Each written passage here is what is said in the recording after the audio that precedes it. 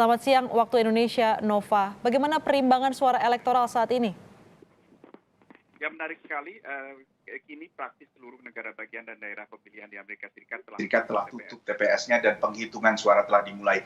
Hanya satu negara bagian yakni Alaska yang masih melangsungkan pemilihan. Alaska mungkin baru akan selesai melakukan pemilihan atau pemungutan suara pada pukul 1 dini hari waktu Washington DC atau 1 siang waktu Indonesia bagian Barat. Kita lihat perimbangan suara elektoral saat ini. Ini juga kami tayangkan secara live dan kami perbarui, kami update terus di voaindonesia.com. Saat ini suara elektoral untuk Joe Biden dari Partai Demokrat mencapai 188 suara, sementara untuk Donald Trump mencapai 82 suara. Mengapa begitu tinggi lonjakan dukungan bagi Joe Biden saat ini? Karena sejumlah negara bagian di pantai barat Amerika Serikat baru menutup TPS-nya dan menyelesaikan penghitungan, dan margin dukungan bagi Joe Biden begitu tingginya sehingga sudah bisa di-call, sudah bisa diproyeksikan bahwa negara bagian ini jatuh ke kolom biru alias kolom Partai Demokrat Joe Biden. Sehingga ia untuk sementara ini memiliki keunggulan dalam suara elektoral. Tapi tentunya di sejumlah negara bagian di seluruh penjuru Amerika Serikat masih mungkin terjadi perubahan. Dan inilah mengapa tidak bisa salah satu pihak langsung mengklaim kemenangan dengan keunggulan sementara dalam perolehan suara elektoral. Menariknya tadinya kubu Biden berusaha untuk menang dengan lebih telak atau lebih cepat bila bisa memenangkan sejumlah negara bagian di selatan Amerika Serikat, di tenggara Amerika Serikat, termasuk diantaranya Florida yang sempat Anda sebut tadi, dan juga North Carolina yang juga berada di negara bagian selatan. Tapi tampaknya Florida jauh dari jangkauan Joe Biden, kami belum bisa memproyeksikan untuk negara bagian tersebut.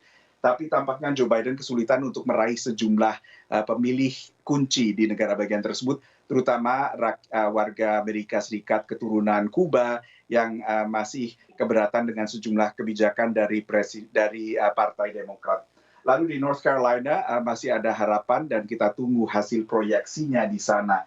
Tapi tentunya kita masih menunggu hingga beberapa jam mendatang sebelum ada hasil definitif, dan apalagi karena sejumlah negara bagian masih harus baru akan memulai penghitungan suara untuk suara yang telah diberikan lebih awal. Sementara banyak warga Amerika Serikat telah memberikan suara mereka lebih awal dalam Pilpres kali ini karena pandemi COVID. Di antaranya di negara bagian Virginia, meskipun TPS telah tutup di sana jauh-jauh sekitar beberapa jam lalu, tapi penghitungan suara untuk suara lewat pos dan juga suara yang diberikan lebih awal baru dimulai. Demikian, Astrid. Nova, kalau kita lihat Biden masih unggul jauh dibanding Trump, terutama di West Coast ya atau pantai barat. Nah, dari hasil prediksi kemenangan ini sejumlah negara bagian ini artinya negara-negara bagian mana yang kini jadi kunci terpenting kemenangan Pilpres Biden versus Trump?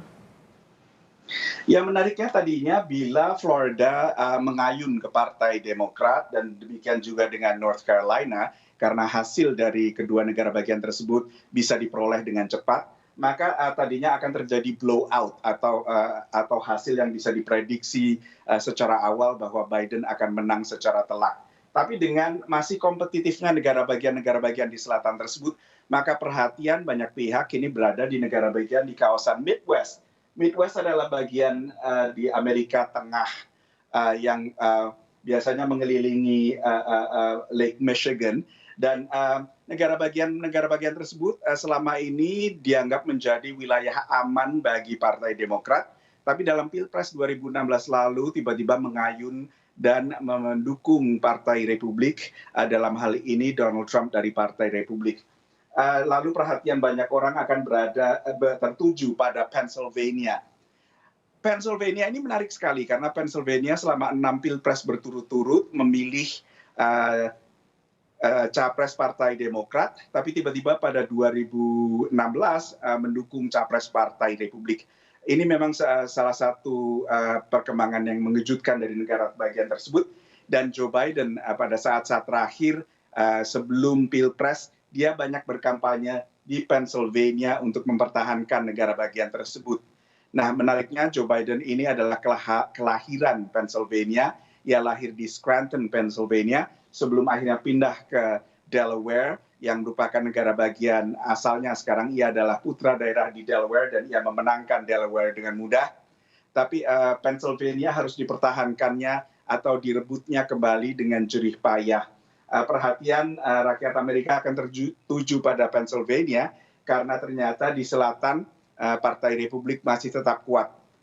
Texas tadinya juga diharapkan bisa memberikan sedikit angin segar, momentum baru bagi kampanye Joe Biden, tapi tampaknya di sana juga masih kompetitif. Presiden Trump masih bertahan di Texas, meskipun banyak kota besar dan juga wilayah pinggiran di Texas ini mendukung Partai Demokrat dan cenderung lebih bersahabat terhadap Joe Biden. Kita tunggu selanjutnya, khususnya kawasan Midwest ini, Wisconsin, Michigan, Minnesota, negara bagian yang memihak pada Partai Republik, lalu kini diharapkan bisa kembali ke pangkuan Partai Demokrat, Astrid. Ya, negara-negara bagian di Midwest ini yang nantinya ditunggu menjadi kunci dari hasil electoral vote di Pilpres Amerika Serikat. Terima kasih Nova Purwadi, jurnalis VOA atas laporannya dari Washington DC. Kita bergeser sedikit ke New York, Amerika Serikat. Sudah ada Mehulika Sitepu, mahasiswa Indonesia yang saat ini berada di Manhattan. Selamat siang waktu Indonesia, Mehulika. Sejauh ini bagaimana hasil pemilu Presiden Amerika Serikat di New York? Siapa yang memimpin?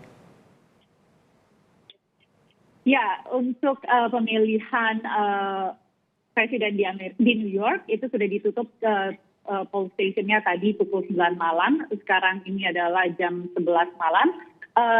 Sejauh ini data menunjukkan bahwa Biden menang 65%. Ada 2,5 juta pemilih yang memilih Biden dibandingkan Trump yang hanya sekitar 1,5 juta. Jadi, tapi memang secara historis negara bagian New York ini memang adalah negara bagian pendukung Demokrat dan kita akan tidak ada yang surprising dari hasil ini.